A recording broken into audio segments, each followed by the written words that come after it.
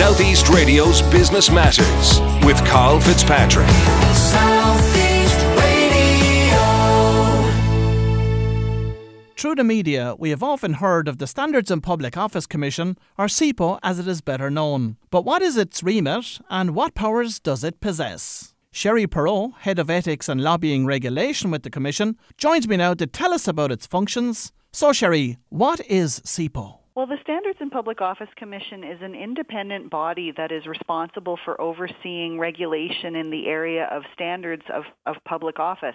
What that means really is ethics for public office holders, people who are elected or appointed and who serve in positions of public office.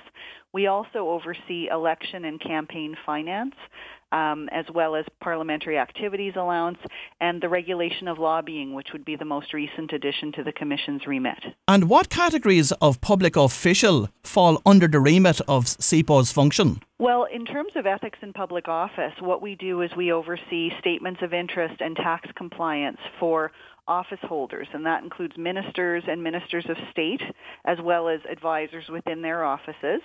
And, in some instances, local authorities. That includes both the elected members and staff. The Local Government Act has regulations in place, rules and regulations in place for ethics in public office, and they have a local process to follow. But then the Commission also has a role for investigating and reporting on any breaches of their legislation or their codes of conduct. And without being specific to any particular case, generally, what type of complaints does SEPO receive about public officials? We would get a lot of people contacting us with concerns over things that they might witness that they think should or shouldn't be allowed. Where the Commission looks at often is, questions of whether somebody has violated their obligations under the Ethics Act in terms of not declaring a particular interest, or perhaps they've tried to further the private interest of somebody that they're connected to, maybe a family member. So if a member of the public is unsatisfied with the level of service that they're getting from a local authority or a public official, I know that you encourage people to go through the local route first with a view to having it resolved. So if you have a concern about a service that you're receiving or you haven't received from a particular public authority, you would actually raise that concern with the Ombudsman. But if you have a concern over the conduct of an elected or appointed official who holds public office, then you could bring that into us and we could take a look at it. So what standards does SEPO use to evaluate the validity or substance of any complaint which they receive? Well, we look at things in terms of the legislation that's actually in place. There's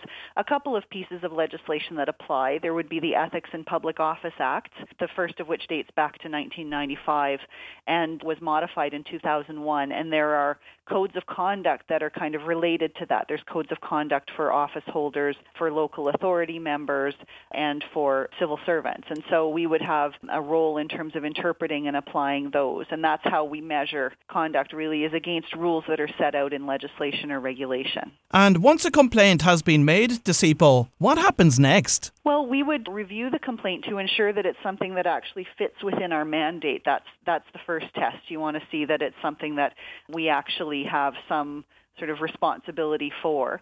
Then beyond that, we would look at whether the person has made a proper complaint. And by that, I mean we can't accept anonymous complaints. It has to be from a person who's willing to identify themselves. And it has to be about a particular individual and a particular conduct or behavior that they have an issue with. So they have to identify what exactly it is that the person they think has done improperly. So once all of those tests have been passed, what happens from there? Well, what we do is we review the complaint and we bring it forward to the members of the Commission who will review it and determine whether or not it's something that they should look into.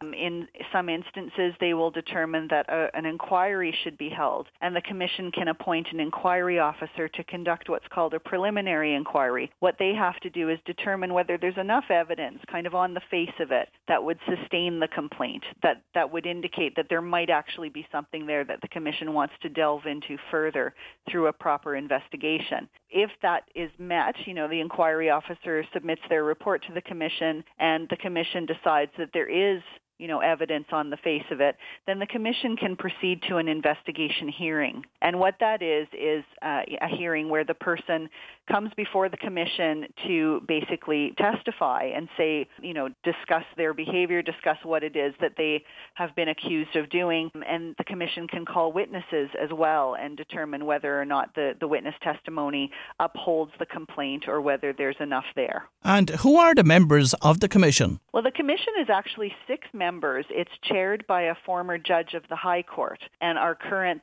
chair is Mr. Justice Daniel O'Keefe. We also have on the Commission the Controller and Auditor General, the Ombudsman, the Clerk of the Dáil, and the Clerk of Shannon Aaron. And we have an ordinary member, so-called, who is in fact a former TD, Mr. Jim O'Keefe.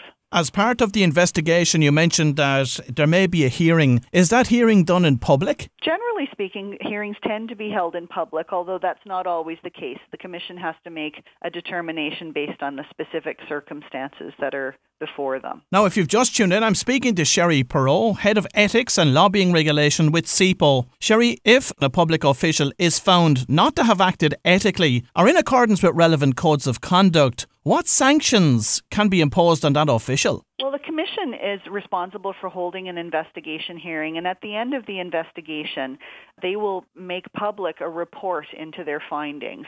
So you could say that that's the first and probably most important sanction, is that any report is made public, and the person who's the subject of the investigation, if they've been found to have contravened, will have obviously some reputational consequences as a result. In terms of sanction, in terms of financial or other type of sanction, the Commission can recommend that if it's a local authority member, they can recommend that the local authority look at a particular matter. They can also recommend that a public body, for example, can look at whether they need to recoup expenses or any losses.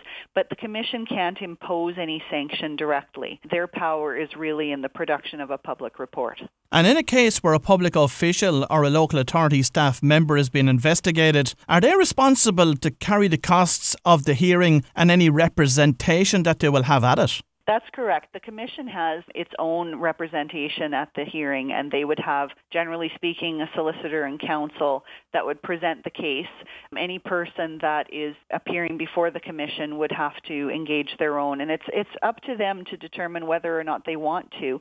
It's entirely optional. There's no requirement that they have to engage counsel or a solicitor. We do find that most people feel more comfortable doing that, but that is at their own expense. And with reference to the Ethics Act, what disclosure responsibilities does an individual need to comply with when they're entering public office? Any office holder that's subject to the Ethics Act has to declare what is called a registrable interest to the Commission, and they do this when they take office, and they do it on an annual basis. And registrable interests really include things like shares and bonds and stocks in companies.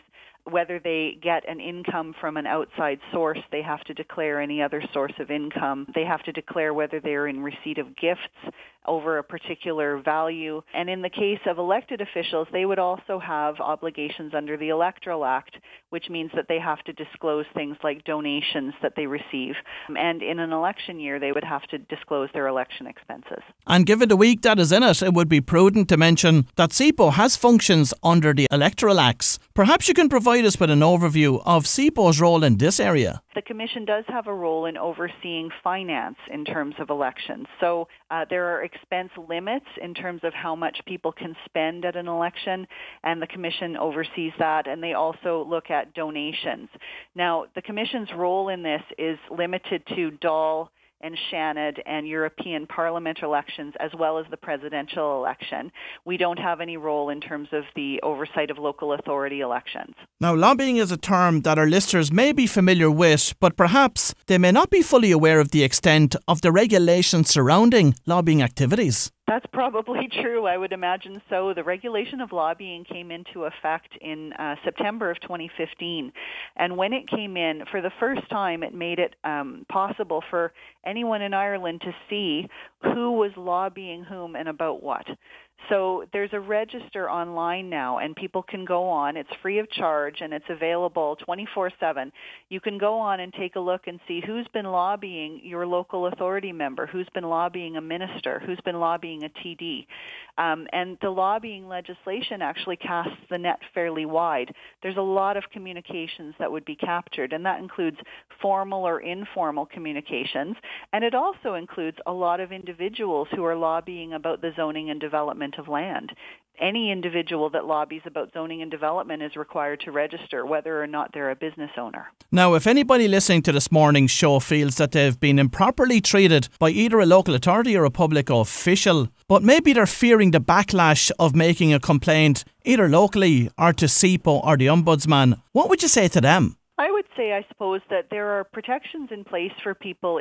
We don't go around publicizing the identity of complainants. I mean, certainly if somebody brings in a complaint and it progresses to the point of an investigation, there may come a point where their identity would need to be disclosed in the natural way of things, just as if you had a court case and somebody was accused of a particular crime, then, they have the right to face their accuser, so to speak. But, there are the principles of natural justice that we need to follow. That said, when somebody brings in a complaint to us, certainly at the early stages before it progresses very far, there would be no particular reason for us to be disclosing information that could cause a concern for the person. But this is case by case, and certainly if somebody has a concern, then we would welcome them to contact us and we could discuss with them what their concerns are and how we might mitigate them. Well, if you've just tuned in, that was Sherry Perreault from SIPO, and I would like to thank Sherry for providing us with a clearer understanding about the objectives of the organisation and the powers which it possesses. Southeast Radio's Business Matters with Karl Fitzpatrick. South